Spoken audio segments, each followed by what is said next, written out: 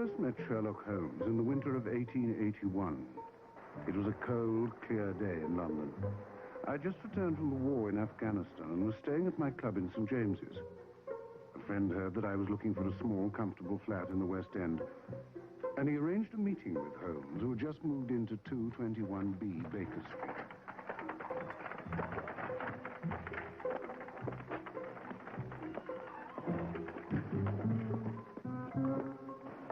Can I help you, sir? I'm looking for Mr. Sherlock Holmes. Oh, you must be Dr. Watson. Yes. Mr. Holmes is expecting you. Come right up, sir. Thank you. I'm the housekeeper, Mrs. Hudson. How do you do, Mrs. Hudson? Mr. Holmes is a very nice gentleman. I'm sure he is. He's a wee bit strange. Strange? He told me he was at the police crime laboratory this morning Really? to beat a corpse with a stick. Why? I never asked him. I had no idea at the time that I was going to meet one of the most extraordinary men of the times. A man who would change and influence my entire life. My name's Dr. Watson. Yes, Come in, come in. thank you. Please sit down. Thank you. Oh, I'll just get some of these things out of the way. Oh, I'll do that. No, don't bother. Those shoulder wounds can be rather sticky. Yes, It's important not to strain them unnecessarily. you're right. How did you know that I'd been wounded in the shoulder? The Army hasn't yet released physicians or surgeons unless they've been seriously wounded. That's right. Would you care for some sherry? I have some here, I'm certain. How do you know I didn't sustain a leg wound? You're not limping. Which shoulder? The left. Why the left? The handshake's too firm for it to have been the right shoulder wound. How do you know I wasn't wounded internally? If you'd been wounded internally, there'd be no reason for you to carry your left shoulder so stiffly. Oh, it all seems very simple when you explain it like that. Of course. In fact, it's obvious, Exactly. elementary. Quite. This is a very comfortable room. I think so. Where did I put those sherry glasses? Oh, will these do? I'll see who it is. Mr. Holmes? That's Mr. Holmes. I have a message, please. Oh, thank you. Could you... Certainly.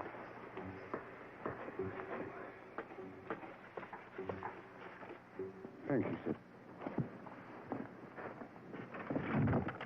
All right, Holmes, I like this flat. And I'm quite prepared to move over here from my club. There are certain things that you'll have to explain to me first. This might interest you. Really? Good heavens. What's wrong? There's been a murder. Oh, yes. Is he a friend of yours? Who? The murdered man, of course. No. Well, then the man who wrote the note is a friend of yours. Anthony Denham. No. Then what have you got to do with this murder? I'm going to solve it. You're going to solve it? Well, what about Scotland Yard? What about them? Well, it's their job to solve crimes. After all, you're not a detective. Yes, I am. Did you say you were a detective? Yes. You mean you solve crimes? I solve puzzles. Some of the puzzles I solve are crimes. True. No, some are quite ordinary.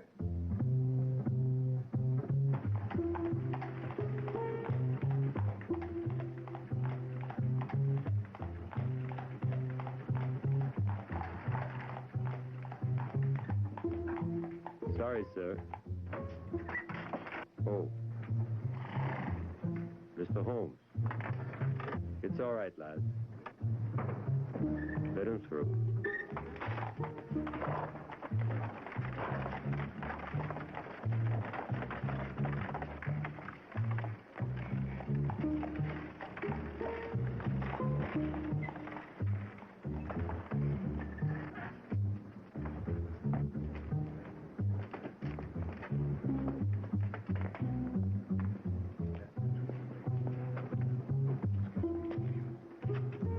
Good afternoon, Holmes. Good afternoon, Inspector Lestrade. This is Dr. Watson. How do you do? How do you do, Doctor? At this time, I'm very pleased to see Mr. Holmes. You've solved the case. I have. Not your kind of case anyway, Holmes. Too simple? Too obvious. No real mystery about it at all. Excellent. Who's the killer? I don't know. I mean, I don't know his exact name yet. But I know who did it. Fascinating, isn't it, Watson? Amazing. Do you care to see the scene of the crime, Doctor? By all means.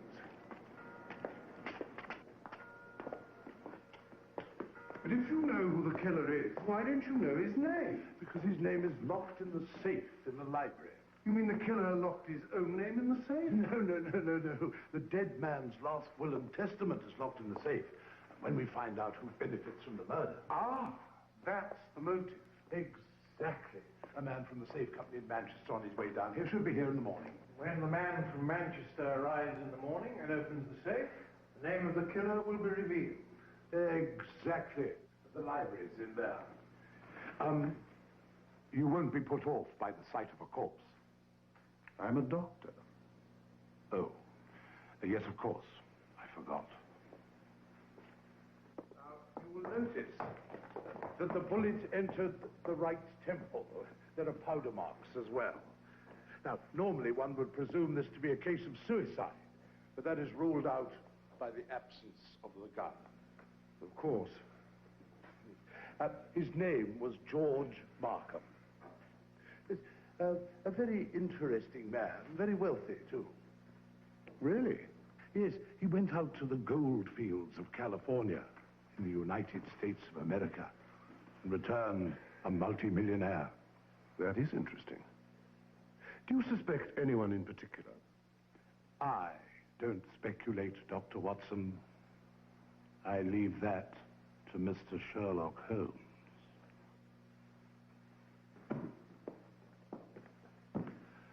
Mr. Holmes, I'd like to thank you for responding so quickly to my message. You're Anthony Denham. Yes, I am, was Mr. Markham's solicitor. In fact, I was the one who discovered the body and sent for the police. They seem to have the situation well in hand. Yes. I'd like you to meet Mr. Markham's niece, Miss Andrea Markham. Certainly. There doesn't seem to be any mystery about this crime, Holmes. Mr. Denham, Dr. Watson. You sent the note. We're going to meet Mr. Markham's niece, Andrea. Yes, and her brother, Peter Clifford. Half-brother. I see.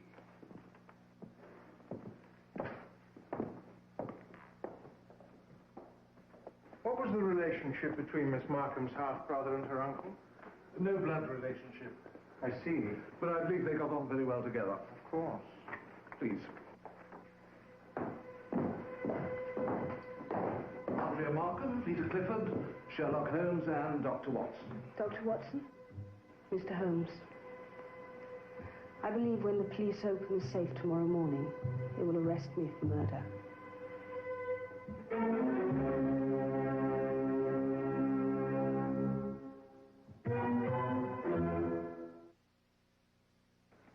It's cold out here, Holmes. Shouldn't be much longer now. What exactly are we waiting for, Holmes? I'll tell you what we're waiting for, Dr. Watson. Like all amateurs, Mr. Holmes thinks that the murderer will return to the scene of the crime, and we are going to catch him red-handed. Is that true, Holmes? We are going to catch the murderer red-handed. What makes you so certain it was murder, Lestrade? Because there's no gun. If a man shoots himself, the gun remains in the room. You're right, Inspector. Well, that's obvious. Yes. If a man commits suicide, the gun would obviously have to be in the room. Therefore, the question becomes, who stole the gun? What? And why? Do you mean that there hasn't been a murder? That he committed suicide and somebody came into the room and stole the gun? I didn't say that. I just heard you say it. You said, I said if, and why, and who. if, why, who, what? Just the questions a detective should ask himself, Watson. You're doing extremely well for your first case. Are you telling us? Shh. You were right, Holmes. I can't see who it is. We'll see in a moment.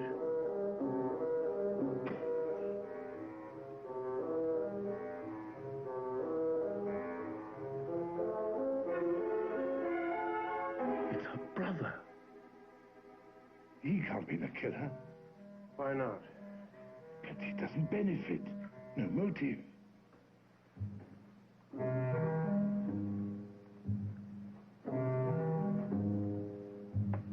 What book's he taking down? Any book. You mean to say he just came in here to take a book?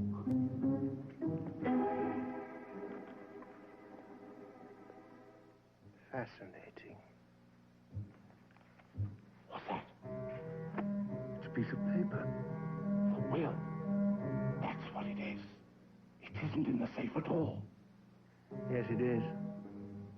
Then what's that piece of paper? It's the combination to the safe.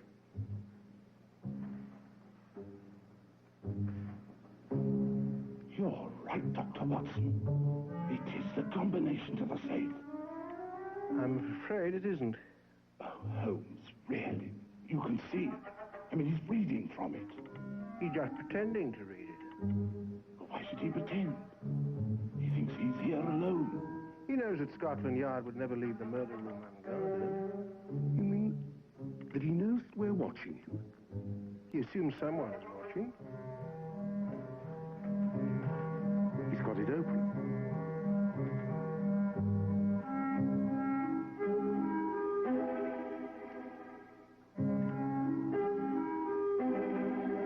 Is that a gun in his hand? I think so. Probably an Army 45 caliber revolver. You can't see that from here. Just guessing, Mr. Round. That's exactly what it is. An Army 45 caliber. How did you know he'd take that gun out of the safe? He didn't take it out of the safe. But I saw him. I'm sorry, Inspector. Would you prefer me not to speak? Yes. No. No. Oh, but I don't know. You're saying that everything I'm seeing, I'm not seeing.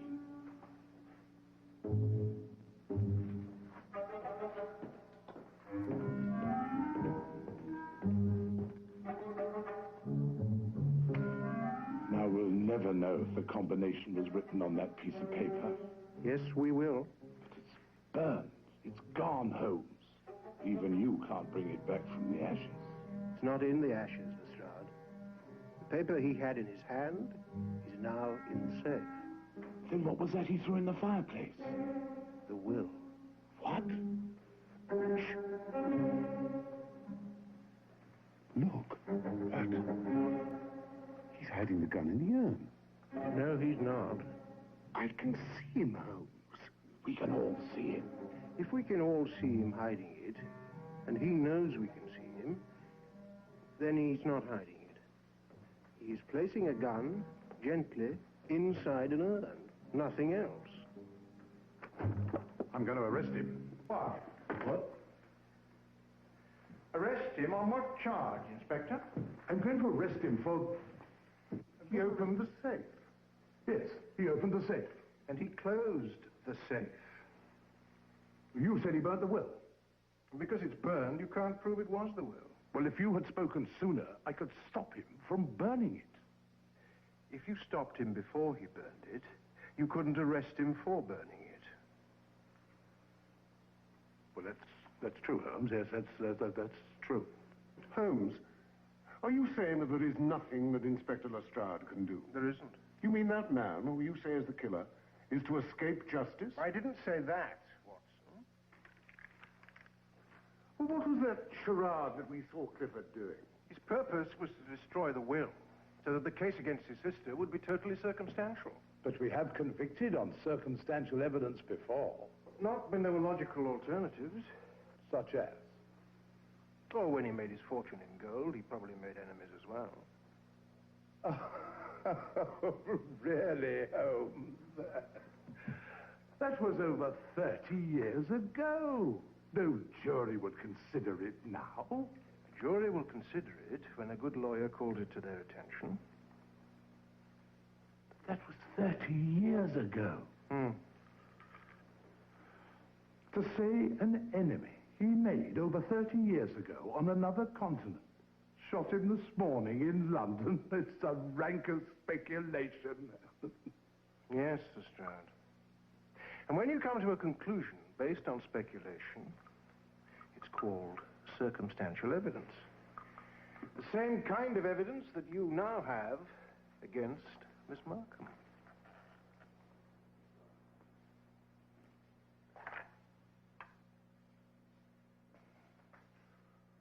See my problem, Dr. Watson? Problem? Well, he does it to me all the time. He makes these absolutely ridiculous statements, these ludicrous assumptions. Well, it is possible, Inspector. You see? Now he's got you believing it. No, I don't believe it. But a jury might have to consider it. Would they? I believe so. And I believe that that is the point that Holmes was making.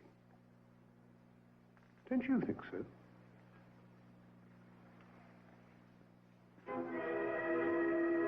Where did he go? I don't know. I'm innocent, Mr. Holmes. I know that, Miss Markham. I didn't kill my uncle. I know. But you want me to say that I killed him? Yes. Why? Well, I've heard that you've done extraordinary things, but what you're asking me to do is... Is the only way to save your life. The only way, Miss Markham.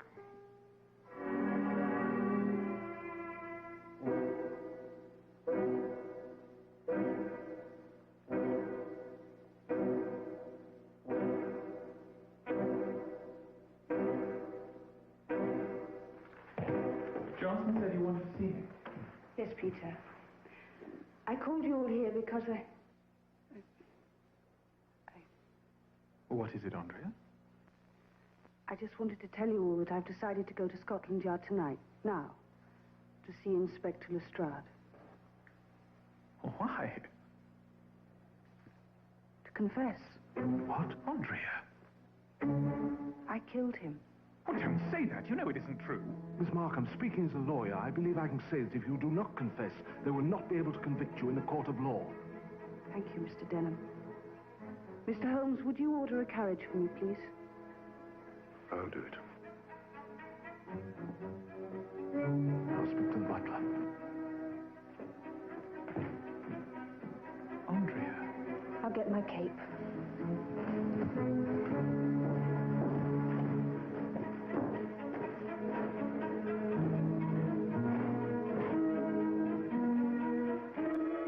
You did this?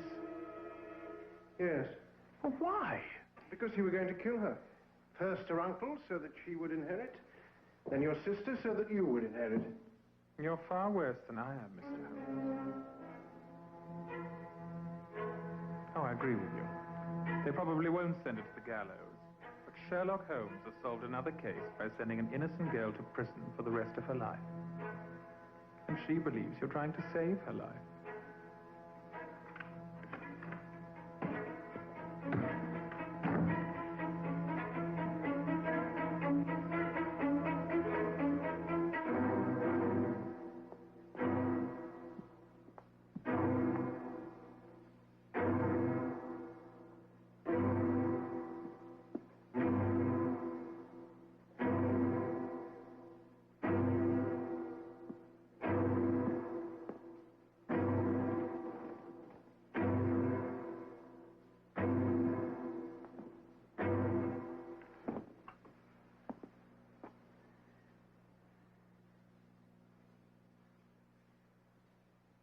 Would you have killed me, Peter?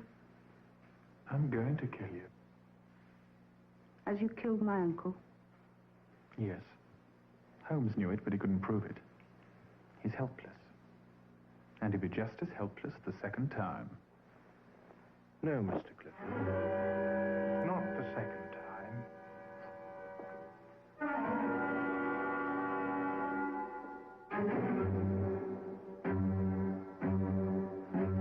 I'm not quite as ruthless as you, Mr. Bailey, but almost.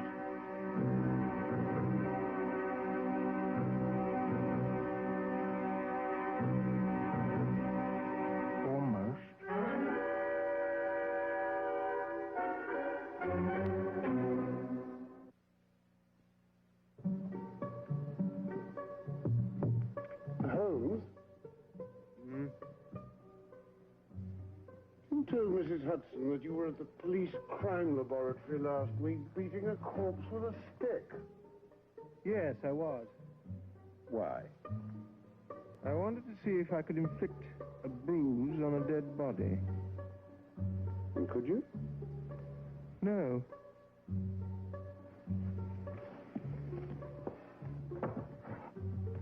Holmes? How did you know that the gun that Clifford pretended to take out of the safe was an Army .45 caliber revolver? If you wanted to distract someone's attention by removing a gun from a safe, what kind of gun would you have used?